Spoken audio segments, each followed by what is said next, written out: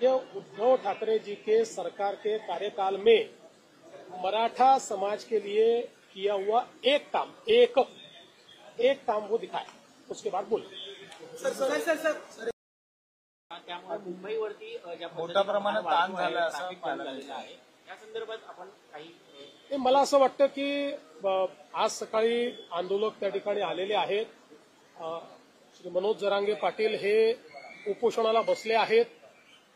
त्यांनी देखील सगळ्यांना आवाहन केलेलं आहे की आपल्याला नियमाने उपोषण करायचं आहे आणि सगळ्यांना सहकार्य करण्याचं आवाहन केलं आहे। शासनाची पण भूमिका सहकार्याचीच आहे, कारण आम्ही पहिल्या दिवशीपासून सांगितलं की लोकशाही पद्धतीनं एखादं आंदोलन जर चालत असेल तर त्या आंदोलनाला कुठलीच मनाई करण्याचं कारण नाहीये। लोकशाहीमध्ये चर्चेतनं प्रश्न सोडवायचे असतात, आंदोलन त्याचा एक मार्ग असतो। त्यामुळे अशा प्रकारच्या आंदोलनाला जे काही सहकार्य पाहिजे ते सरकारच्या वतीनं आम्ही करतो। विशेषतः माननीय उच्च न्यायालयाने जे काही आदेश दिले आहेत त्या आदेशानुरूप त्या ठिकाणी सगळं सहकार्य चाललंय। हे खरं आहे की काही तुरळक प्रमाणात आंदोलकांनी काही ठिकाणी रास्ता रोको केला, थोडं ट्रॅफिक डिस्ट्रप्शन केलं, पण पोलिसांनी त्यांच्याशी चर्चा केल्यानंतर त्याही ठिकाणी आंदोलकांनी सहकार्य केलेलं आहे आणि त्या जागा मोकळ्या केलेल्या आहेत। पण अर्थात इतक्या मोठ्या प्रमाणात लोक आल्यानंतर काही ना काही ट्रॅफिकचं डिस्ट्रप्शन हे होत असतं, ते डिस्ट्रप्शन झालेलं आपल्याला पाहायला मिळतंय। अर्थात या सगळ्या गोष्टींमध्ये एकाच गोष्टीची खबरदारी निश्चितपणे घ्यावी लागेल की काही लोकच जरा वेगळ्या पद्धतीनं वागतात आणि त्यांनी मग संपूर्ण आंदोलनाला गालबोट लागतं, तर अशा प्रकारे कोणी वागू नये याच्याकडे लक्ष द्यावं लागेल।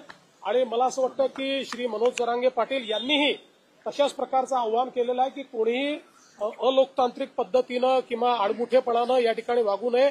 शेवटी मी देखील सगळ्या आंदोलकांना हेच आवाहन करणार आहे, कारण आज त्या ठिकाणी जे काही चाललेलं आहे ते माननीय उच्च न्यायालयाने दिलेल्या निर्देशानुसार प्रशासनाला काम करावं लागणार आहे।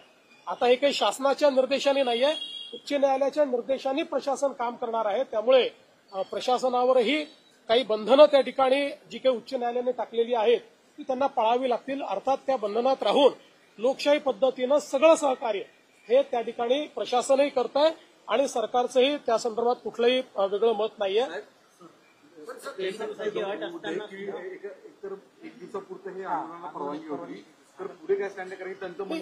मला असं वाटतं की त्यांनी पुन्हा परवानगी मागितलेली आहे आणि कायद्याच्या चौकटीत राहून जे काही उच्च न्यायालयाने निर्देश दिले त्याच्या चौकटीत राहून पोलीस त्याचा सकारात्मक विचार करतील जो काही, कारण शेवटी आता हा निर्णय प्रशासन आणि आंदोलनकर्ते यांच्यातला निर्णय आहे।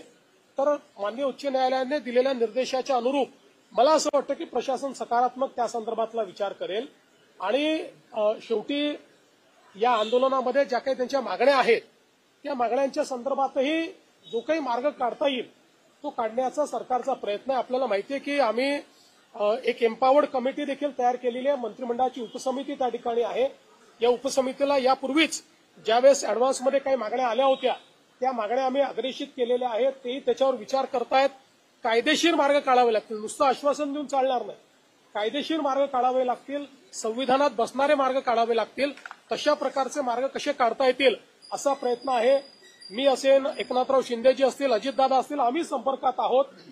आम्ही समितीला सांगितलेलं आहे की त्यांनी त्या संदर्भात चर्चा करून आमच्याशी चर्चा करावी, जेणेकरून यातनं एक काहीतरी आपल्याला जो काही मार्ग काढता येईल तो मार्ग काढण्याचा प्रयत्न करू। शेवटी एकच आमचा प्रयत्न आहे की कुठल्याही परिस्थितीत दोन समाज एकमेकापुढे येऊन उभे राहिलेले आहेत अशा प्रकारची परिस्थिती महाराष्ट्रात उभी राहू नये आणि म्हणून ओबीसी समाजालाही आपल्याला सांभाळावं लागेल, मराठा समाजालाही न्याय द्यावा लागेल। आणि शेवटी मी पुन्हा एकदा सांगतो की आपण हे सगळ्यांनी बघितलेलं आहे की गेल्या 10 वर्षामध्येच जेवढा काळ आमचं पहिलं युतीचं सरकार होतं, दुसरं युतीचं सरकार आणि आता तिसरं युतीचं सरकार, या काळातच मराठा समाजाला न्याय मिळालेला आहे। इतर कुठल्याही काळात मराठा समाजाला न्याय मिळालेला नाही।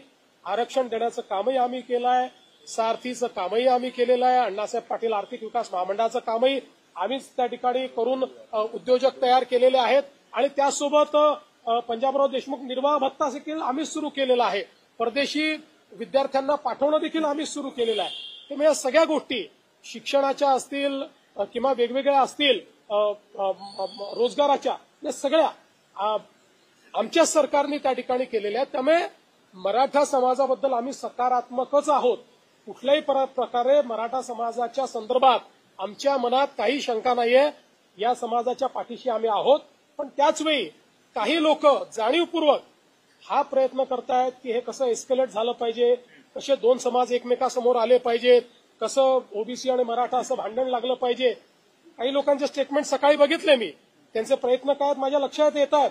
पण त्यांना मी सांगतो, अशा प्रकारे आंदोलनावर पोळी भाजण्याचा प्रयत्न करू नका, तुमचं तोंड भाजेल. हे मला त्यांना सांगायचं आहे. शेवटी मुंबई, महाराष्ट्र, आपलं सोशल फॅब्रिक, या सगळ्या गोष्टी महत्वाच्या आहेत. आपल्याला एखादा निर्णय जो घ्यायचा असतो त्या निर्णयाचा दीर्घकालापर्यंत त्याचा परिणाम होत असतो. त्यामुळे अशा प्रकारचे निर्णय हे चर्चेतनं घ्यायचे असतात, सर्वसमावेशकनं घ्यायचे असतात. एकाला समोर करायचं, मग दुसऱ्याला नाराज करायचं, मग त्याला समोर आणायचं. अशा प्रकारचे प्यादे लढवणे, अशा प्रकारचे एकमेकासमोर लोक झुंजवणे हे या सरकारचं धोरण नाही. आम्ही त्यातनं प्रयत्नपूर्वक मार्ग सर, तुम्ही चर्चेबद्दल बोलताय. आंदोलक आणि सरकारमध्ये काही चर्चेची शक्यता म्हणजे काही त्या संदर्भात काही पावलं? या दोघांमध्ये एक सकारात्मक चर्चा होईल आणि सकारात्मक चर्चेमधून या गणेशोत्सव काळामध्ये, सणासुदीच्या काळामधलं आंदोलन कुठेतरी तोडगा निघावं या संदर्भात आणि निश्चितपणे मी आपल्याला सांगितलं की आपण त्याकरताच ही समिती तयार केलेली आहे. ती समिती त्यांच्या ज्या मागण्या आहेत त्या मागण्यांवर विचार करते आहे. त्याच्यानंतर चर्चा देखील करेल. जी काही चर्चा त्या ठिकाणी आवश्यक आहे ती चर्चा करून तोडगा काढायचा प्रयत्न करू. वेगवेगळ्या लेवलवर ही चर्चा होत असते. त्यामुळे आणि यापूर्वीही चर्चा एक प्रकारे कमिटीने सुरूच केलेली आहे. कारण मागण्यांवर कमिटीची एक बैठक देखील झालेली आहे आणि मग त्यातनं कमिटीने वेगवेगळे म्हणजे त्या मागण्यांच्या संदर्भात कायदेशीर पोझिशन काय आहे. आता शिंदे समिती आहे, शिंदे समितीचा अभ्यास कुठपर्यंत आलेला आहे. शिंदे समितीला ऑलरेडी एक्सटेन्शन देण्याचा ठराव देखील या कमिटीने घेतलेला आहे. त्यामुळे असं नाहीये की कमिटी काही करत नाही, कमिटी करतेच आहे. ही एम्पावर्ड कमिटी आहे. या कमिटीला शासनाचे सगळे अधिकार आहेत. ही कॅबिनेटची कमिटी आहे. कॅबिनेटच्या सब कमिटीला कॅबिनेट पुढे जावं लागत नाही. कॅबिनेटची सब कमिटी ज्यावेळेस एखादा निर्णय करते त्यावेळेस तो कॅबिनेटचा निर्णय म्हणजे मंत्रिमंडळाचा निर्णय मानला जातो. अशा प्रकारची एम्पावर्ड कमिटी आपण तयार केली आहे. त्यामुळे मला असं वाटतं की निश्चितपणे त्यातनं जो काही तोडगा काढायचा तो आपण काढू. मात्र कुठेही लोकांना त्रास होईल असं वागणं हे योग्य होणार नाही. त्यामुळे माझं आव्हान आहे की लोकांना त्रास होईल असं कोणी वागू नये. सर, रेल्वे स्थानकांवर मोठ्या प्रमाणामध्ये आहेत आंदोलकांचे गेलेले आहेत. पाऊस आहे, पाठिंबा पण आम्ही मागे हटणार नाही आणि उठणार नाही अशी जी टोकाची भूमिका घेतली जाते. असं आहे की शेवटी चर्चेतनं मार्ग निघेल ना, चर्चेतनंच मार्ग निघत असतो. मला असं वाटतं की त्यांनाही माहिती आहे कायदे आहेत, व्यवस्था आहेत, समित्या आहेत. त्यामुळे सगळ्या गोष्टी एकदम सगळ्या पदरी पडतात असं नाही आहे. पण आपण चर्चेतनं मार्ग काढत असतो. आता मागच्या काळामध्ये आपण 10% रिझर्वेशन दिलं. आज अशी परिस्थिती नाही आहे. 10% आरक्षण लागू आहे. त्या आरक्षणाप्रमाणे भरती झाली आहे, भरती चालली आहे.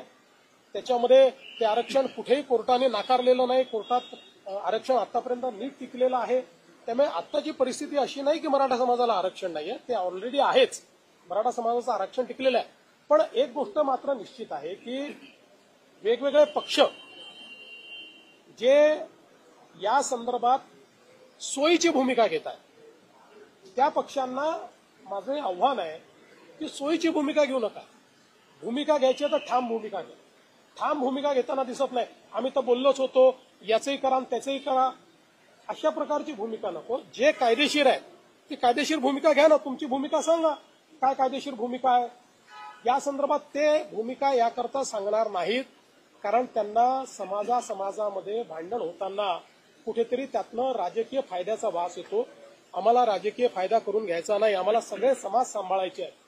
आमचं सरकार इतक्या मोठ्या संख्येनं या ठिकाणी निवडून आलं कारण आम्ही सगळ्या समाजाला सांभाळलेलं आहे. सगळ्या समाजाने आम्हाला मतदान केलेलं आहे.